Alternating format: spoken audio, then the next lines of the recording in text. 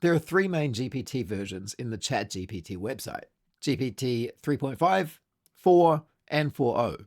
4 and 4.0 are definitely more advanced than 3.5. And while there is a little bit of a difference between 4.0 and 4, there's been mixed reviews on which one is actually better for certain tasks.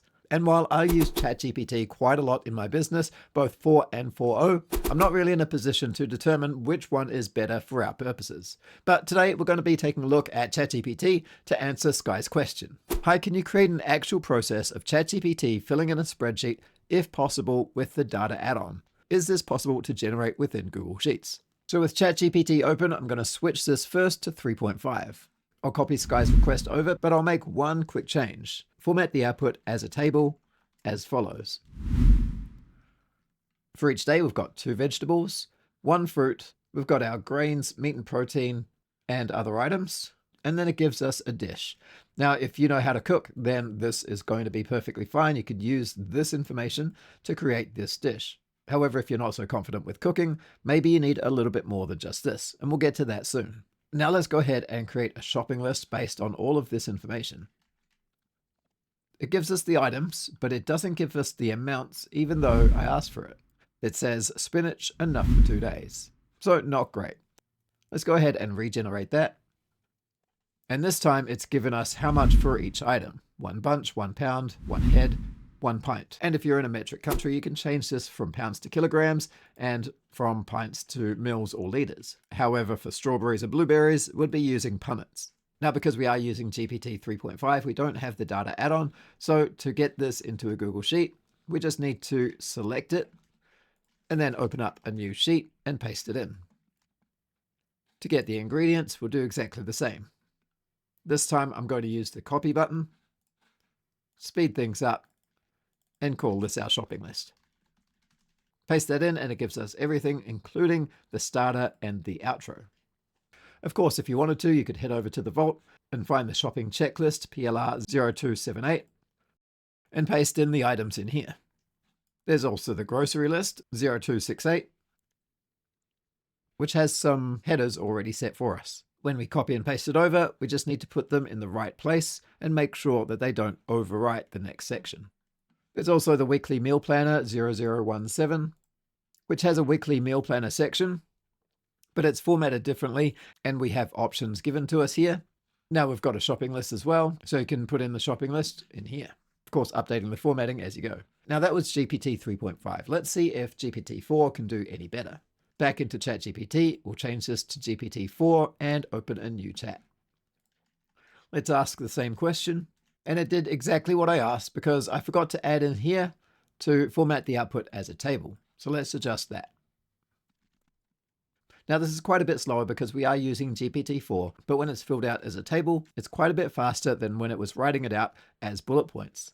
So vegetables, we've got 2 vegetables on each day, and for fruits, we've got 1 fruit for each day when we asked for 2 to 3 vegetables and 1 to 2 fruits. Again, it gives us a dish suggestion, and something it gives us automatically down the bottom is a recipe for this suggestion.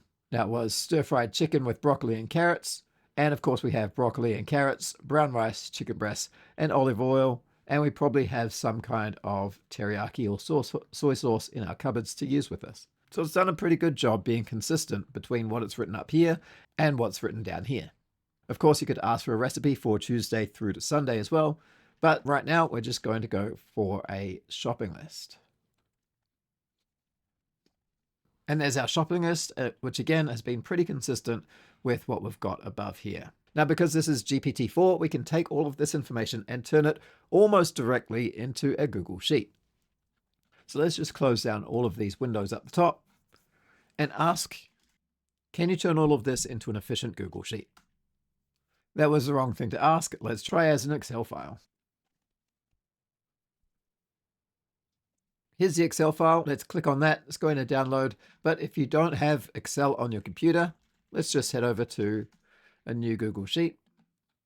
We'll import from our computer, replace the spreadsheet, and click import.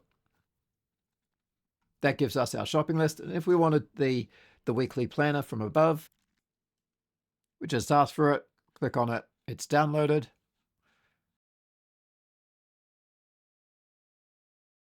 And let's import it.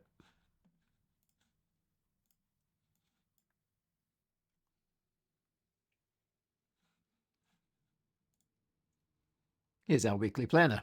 Not formatted great, but it's done a good job.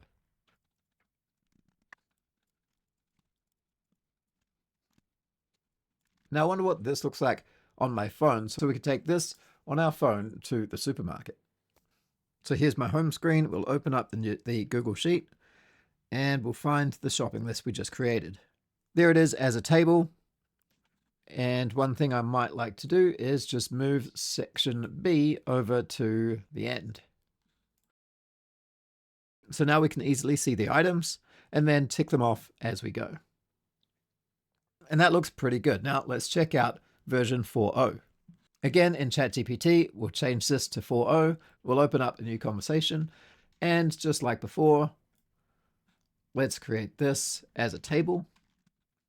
This one's going to be faster than version 4. So just like before, we've got our table. This time we've got 3 vegetables in each, which is great. We've again got 1 fruit for each one when we ask for 1 to 2 fruits. Got our grains, our meats and proteins, and our other items. The dish that it suggests looks like it's consistent from the ingredients, and it gives us a recipe for each one. Let's get a shopping list. It's even taken the bell peppers or the capsicums and split it into the different types. Let's see how it does with this pretty complex request.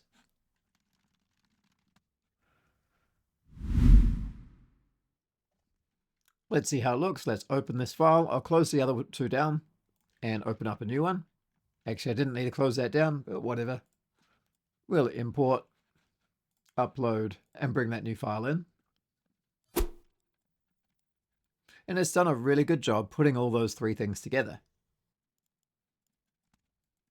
Now, all of that was done within ChatGPT within the site and then imported into Google Sheets. Of course, we could have sped up the process by copying and pasting the details from ChatGPT into Google Sheets, but it was a good experiment to see how well it could handle creating the Excel file, which we could then turn into the Google Sheet. Now, one thing that's coming soon is going to be Gemini within Google Sheets, and I don't really know what its functionality will be. I don't have access to it just yet, but I'm not sure if it can create data or if it can just adjust the information from the data table into a structured table. So we'll see what happens when that comes out. If you want a little bit of a preview on how that works, Andrea and Melinda have just recently recorded a live within the Facebook community, showing towards the end just a little bit of the usage of Gemini. Hope that's helped. See you next time.